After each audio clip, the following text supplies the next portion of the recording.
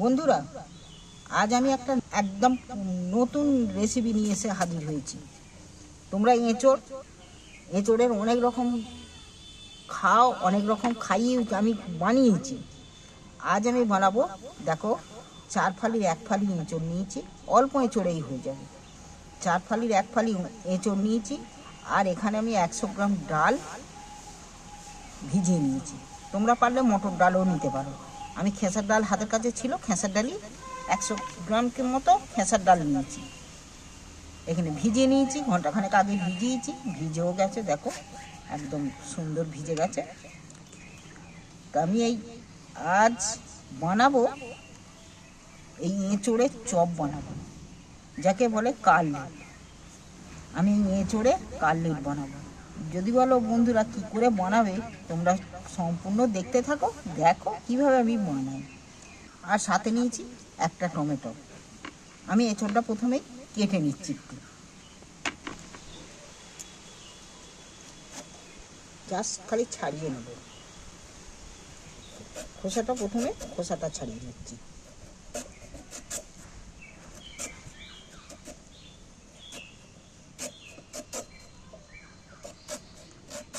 দেখো একদম পরিষ্কার করে কেটে নিয়েছি।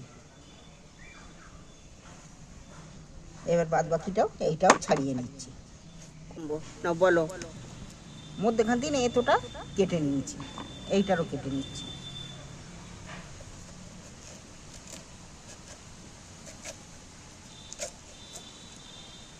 পিস আমি আর করছি না, একটু ভালো করে ভালো জলে একটু আমি ধুয়ে নেব। খালি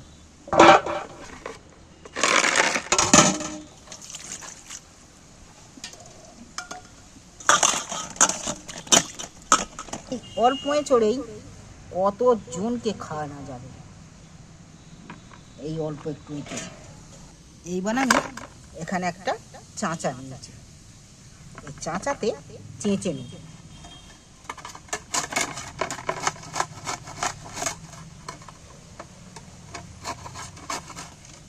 দেখো ঠিক যেন সেই গাছের মোচা হলে হয়, সেই রকম ধরনের হচ্ছে।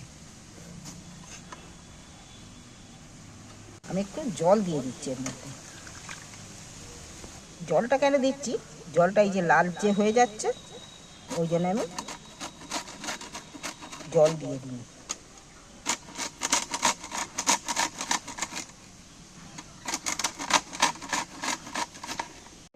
এইটাও চেঁচে নিয়েছি, একটা চাঁচা হয়ে গেছে, আর একটা চেঁচে নিচ্ছি, বাদ বাকিটাও চেঁচে নিচ্ছি।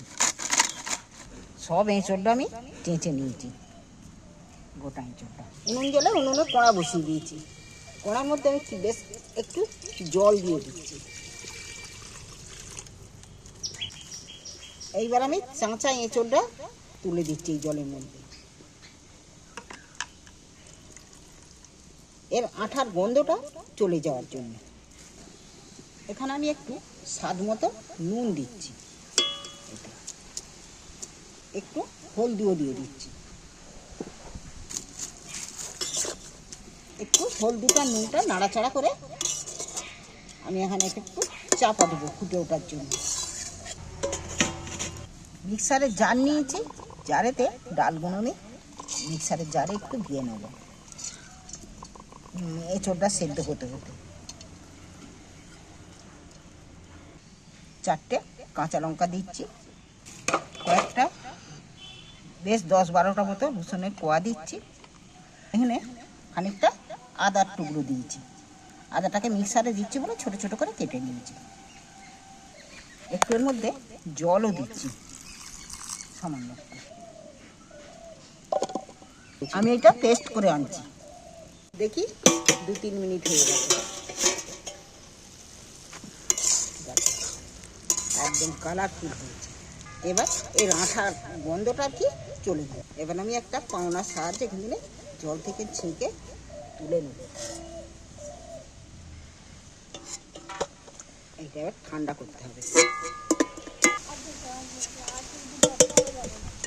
এটা ঠান্ডা হওয়ার জন্য এখানে আমি একটু মিলে রেখে দিচ্ছি।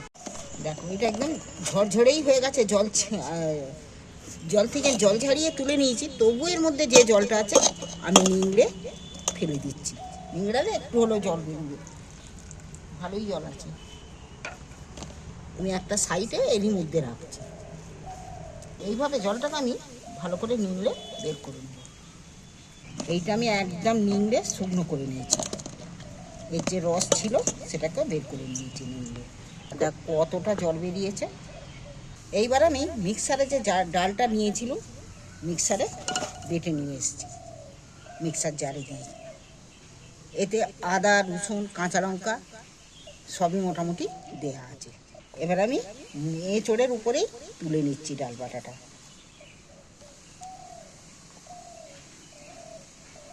তবে বন্ধুরা, আজ আমি একদম সম্পূর্ণ, আজ নিরামিষের দিন বলে পূর্ণ নিরামিষের জন্যে আমি এতে পেঁয়াজ দিচ্ছি। এতে যদি তোমরা বেদিনে করে খেতে চাও তোমরা পেঁয়াজও দিতে পারো। আদা রসুন মতো দেয়াই আছে। আমি একটু হিং ব্যবহার করছি, নিরামিষ তো, তোমরা পারলে পেঁয়াজ দিতে পারো। আমি সেই পেঁয়াজ আরে দিচ্ছি না বলে একটু হিং ব্যবহার করছি। আমি হাফ চামচের মতো হিং দিয়েছি। সামান্য একটু হলুদ দিচ্ছি, সামান্য লঙ্কা, কাঁচা লঙ্কা 4টে দেয়া আছে, তবুও একটুখানি ঝাল লঙ্কা, গুঁড়ো লঙ্কা একটুখানি দিই। ছোটো চামচের 1 চামচ ধনে পাউডার, 1 চামচ জিরে গুঁড়ো দিয়ে দিচ্ছি। এঁচোড়টাতে কিন্তু নুন দেয়া আছে, সেদ্ধ করতে বসেছি নুন দেয়া। ডাল বাটাটা স্বাদের জন্যে নুন দিচ্ছি, ডাল বাটাটার জন্য। দেখো স্বাদ মতো নুন দিই। নুনটা এবার তোমরা যেরকম পরিমাণে করবে সেরকম নুনটা দিবে। আমি বাকি উপকরণগুলো দিয়ে এইবার সম্পূর্ণ ভালো করে মেখে নেব।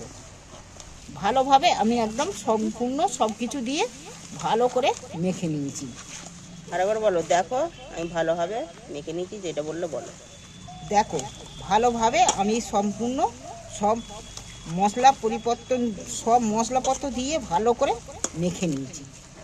মেখে আমি এইটা একটু চাপা দিয়ে রেখে দিচ্ছি। আমি এটা একটু চাপা দিয়ে রাখছি। কড়া পরিষ্কার করে কড়া ধুয়ে বেশ খানিকটা কড়ায় তেল ঢেলে দিচ্ছি। তেলটা আমার গরম হয়ে গেছে। তেল গরম হয়ে গেছে। দেখো মেখে যে রেখেছি মশলা মাখার, এতে কতটা রস রস ফের হয়ে গেল। এইবার আমি এক এক করে তেলের মধ্যে দিয়ে দিচ্ছি। দেখো এইভাবে সেট করছি গোল গোল করে। তোমরা যেরকম পারবে সেরকম দেবে। তোমরা যদি পারো এরকম লাড্ডু পাকিয়েও দিতে পারো। এই এঁচোড়ের চপ বানাচ্ছি যে কেক, তোমরা কেক কোথা থেকে দেখছো কমেন্ট করে জানিও। আর তোমাদের এই এঁচোড়ের চপ কেমন লাগে অবশ্যই ঘরে বানিয়ে খেয়ে দেখবে। আর কেমন খেলে তোমরা বানিয়ে খেয়ে দেখে কেমন লাগলো সেটাও কমেন্ট করে জানাবে। এখন এঁচোড় অ্যাভেলেবেল, এঁচোড়ে যা কিছু বানিয়ে খেতে পারো, খাওয়া যাবে। এইটা গরম গরম ভাতের সঙ্গে যা হবে না, গরম ভাতে গরম করলে জমে যাবে একদম ভাত। সব গেলে এই চপ তোমরা চায়ের সাথেও খেতে পারো। কিন্তু একদম চাপাচাপি করে দিইনি, হালকা করে দিয়েছি কড়ার মধ্যে। দেখি একটা একটা করে উল্টিয়ে দিচ্ছি।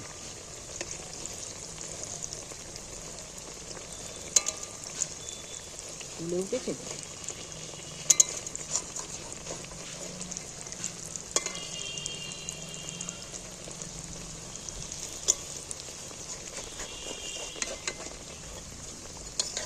আজকে বাবুরও পছন্দের রেসিপি হয়ে গেল।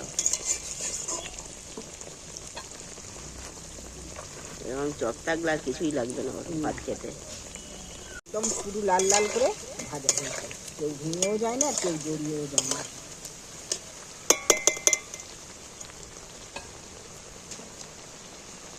প্লেটে কিনে রাখবে, বলে রাখবে প্লেটের মধ্যে। আমি পাওনার সাহায্যে তেল থেকে তুলে নিচ্ছি। দারুণ দেখতে হয়েছে।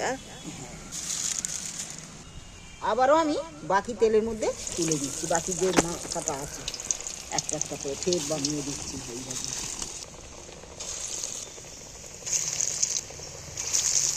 আবারও আমি যেগুলো দিয়েছি ফের উল্টিয়ে দিচ্ছি এক পিস করে।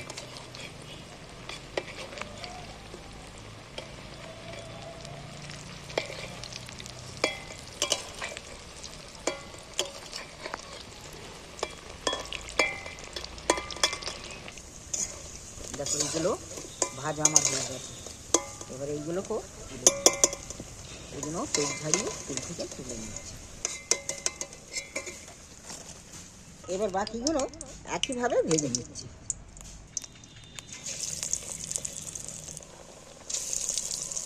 এগুলো বাকিগুলো আমার ভাজা হয়ে গেছে।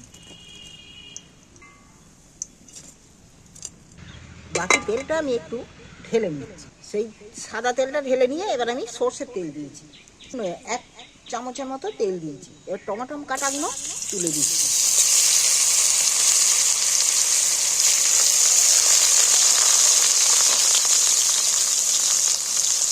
উল্টে পাল্টে একটু ভেজে নেব।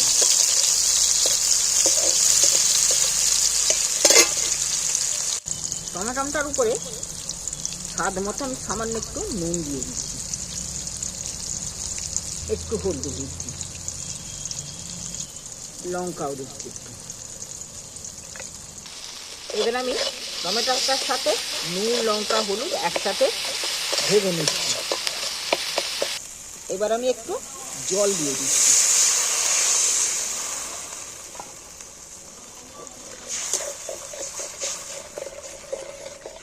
আমি যে চপগুলো ভেজেছি, চপগুলো আমি কিছুটা ভাজা রাখবো, কিছুটা ঝালে দেবো। ভাজা খাওয়ার জন্য আমি কিছু তুলে রাখছি, কিছুটা অর্ধেকগুলো।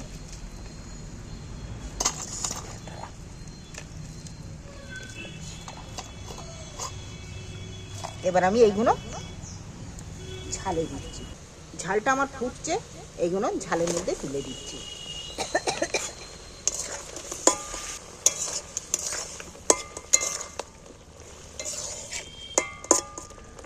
খুব ফোটানোর দরকার নেই, খালি মাখা মাখা মতন হয়ে গেলেই হয়ে যাবে। এখানে ঝালটা সম্পূর্ণ আমার রেডি। আর রস নেই, মাখা মাখা মতো হয়ে গেছে। এই মাখা মাখা রেসিপি কিন্তু হেভি লাগবে খেতে। আমি একটা প্লেটের মধ্যেই তুলে নিচ্ছি।